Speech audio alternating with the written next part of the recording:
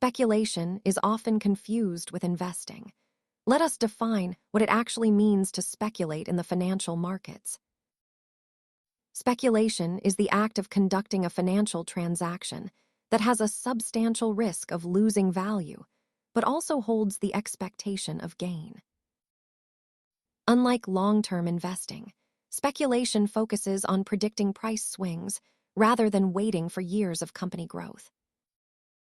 Speculative trades usually involve high volatility, short timeframes, and are driven by market sentiment rather than underlying business value.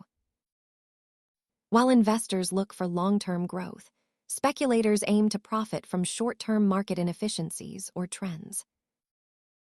This chart shows how different financial approaches balance risk. Speculation sits at the highest end of the risk spectrum. The golden rule is clear. Never use capital needed for essential living expenses on highly speculative market positions. Understanding the difference helps you build a balanced portfolio.